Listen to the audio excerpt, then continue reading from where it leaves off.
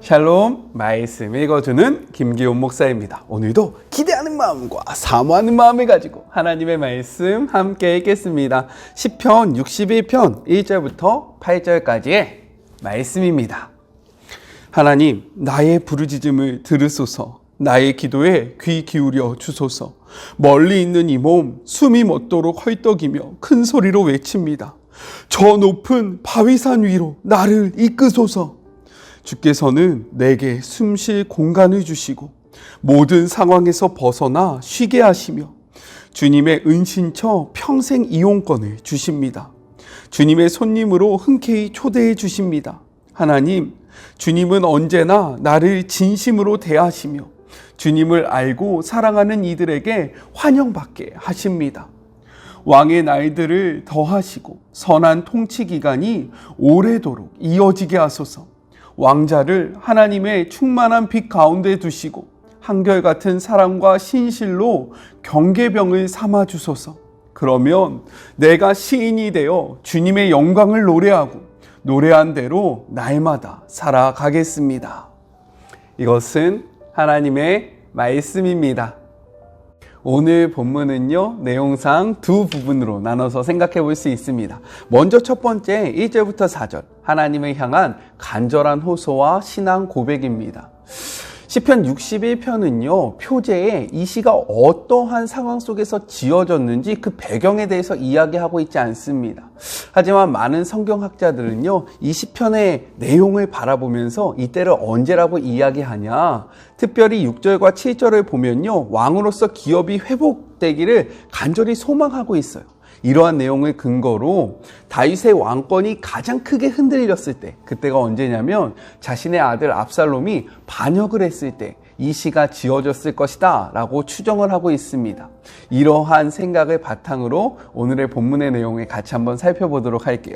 우리 1절의 말씀을 같이 한번 읽어볼까요? 하나님이여, 나의 부르짖음을 들으시며 내 기도에 유의하소서 라고 이야기합니다. 여기서 부르짖음은요, 소리를 지르다, 소리를 내어 울부짖다 라는 뜻으로 극한 고난 속에서 하나님의 도움을 청하기 위하여 절규하듯이 부르짖는 모습을 표현하고 있는 거예요. 그리고 들으시며 라는 것은요, 단순히 귀로 듣고 그치는 것이 아니라 들은 것을 완전히 이해하고요, 그리고 마음으로 공감하면서 이에 대한 행동으로 반응하는 것까지가 포함되어 있는 단어라는 거예요. 듣고 멈추는 것이 아니라 듣고 그렇지, 공감하고 또 이 공감한 것을 행동으로 실현하는 것, 이것이 바로 들으시며 라는 이 표현이라는 거죠. 그리고 유의하소서 라는 이 단어는요, 경청하다, 주의를 기울이다, 주목하다 라는 뜻으로 상대방의 말을 잘 듣기 위해서 귀를 쫑긋 세우는 것처럼 지금 다윗의 이러한 기도에 하나님이 귀를 쫑긋 세우시고 이 기도를 들으시고 응답해 달라는 그러한 간절한 마음이 내포되어 있는 거예요. 왜요?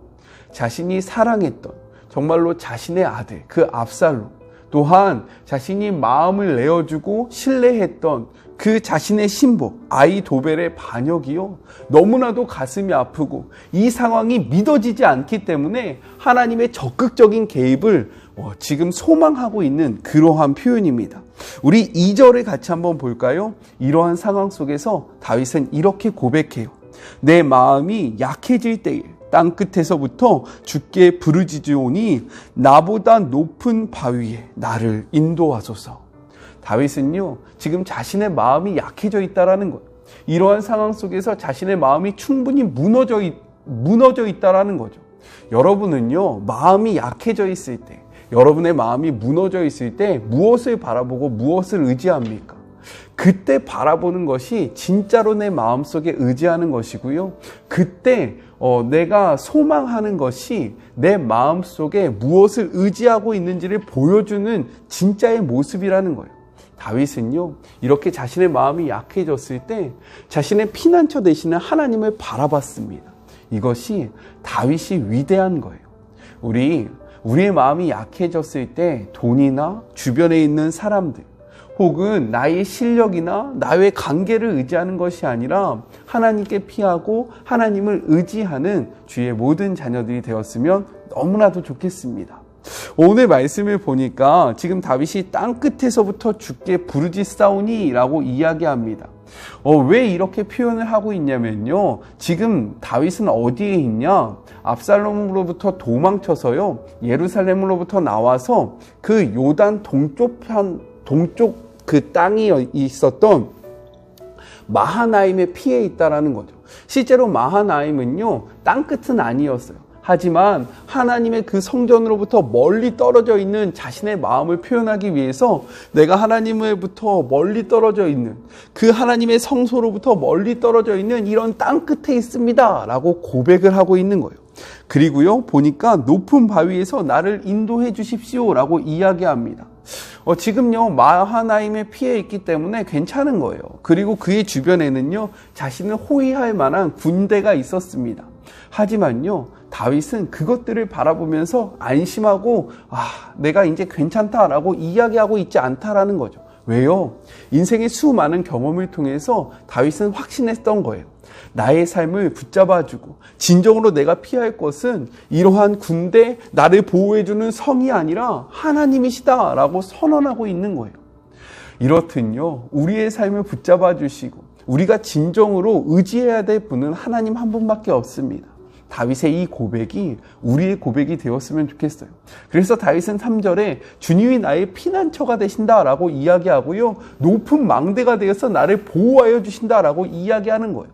내가 삶을 살아보니까 다른 그 어떠한 것들, 다른 수많은 안전장치들이 나를 보호해 주는 것이 아니라 하나님만이 나를 보호해 줄 수 있었습니다 라는 이러한 믿음의 고백을 하고 있다는 거죠.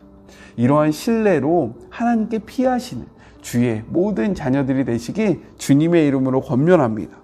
근데 4절의 말씀을 보니까요, 다윗이 또 이렇게 이야기를 하고 있어요. 내가 영원히 주의 장막에 머물겠다라고 이야기하는 거죠. 주의 장막은요, 하나님과의 교제가 이루어지는 곳을 의미합니다. 지금 오늘의 말씀을 보면요, 예루살렘 성전을 나타내고 있는 거예요. 근데 지금 다윗은 어떻게 합니까? 압살롬으로부터 도망쳐 나와서요, 예루살렘 성전으로 나아갈 수 없는 거예요. 그 성전에서 희생 제물을 통해서 하나님과의 교제를 해야 하는데 이러한 교제가 단절된 상황인 거죠. 하지만 다윗은 선포하고 있는 거예요. 내가 영원히 주의 장막에 거하겠다. 이 말은 무엇이냐면, 장소는 내가 물론 떨어져 있고 희생 제사를 드려서 하나님과의 그런 교제는 할 수 없지만 내가 이곳에서 마하나임에서 하나님을 바라보고 내가 있는 그곳에서 하나님을 의지하기 때문에 이곳이 하나님의 장막이 되고 이곳에서 나와 하나님과의 그 교제는 끊어지지 않습니다 라고 믿음의 고백을 하고 있는 거예요. 이 말씀은요, 코로나 시기를 살아가고 있는 우리에게 적용할 수 있는 그런 귀한 말씀입니다.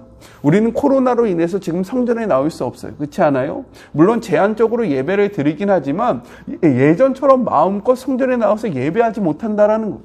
이러할 때에 우리는요, 우리의 삶의 자리를 하나님의 성전 삼아야 해요.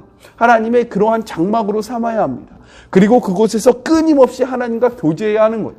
하나님을 바라보고요, 하나님을 찬양하고요, 그곳에서 하나님과의 인격적인 관계를 맺으면서 내가 영원히 주의 장막에 거하겠습니다 라는 이러한 다윗의 고백을 우리의 삶 속에서도 이어가야 한다라는 거예요. 성전에 나오지 못한다고 하나님과의 관계가 끊어지는 것이 아닙니다. 성전에서 하나님 앞에 마음껏 찬양하면 너무나도 좋겠지만 다윗도 그렇게 하지 못했던 거예요. 하지만 그는요, 하나님과의 관계가 끊어졌다라고 이야기하고 있지 않아요. 그렇기 때문에 오늘 우리의 삶의 자리를 주님의 처소 삼아서요, 주님의 성전 삼아서요, 하나님과의 그 관계성을 더욱더 돈독하게 하는 그런 복된 하루가 되길 주님의 이름으로 권면하고 축복합니다. 자, 두 번째 5절부터 8절, 왕으로서의 기업 회복의 간구와 서원입니다. 우리 5절의 말씀을 같이 한번 읽어볼까요? 주 하나님이여, 주께서 나의 서원을 들으시고 주의 이름을 경외하는 자가 얻을 기업을 내게 주셨나이다 라고 이야기합니다. 개역개정의 말씀으로 보면요, 지금 이 말을 하는 그 시제가 언젠지 분명하지 않지만 원어적으로 보면요, 이 말이 과거의 일을 회상하면서 하고 있다는 것을 분명히 알 수 있습니다.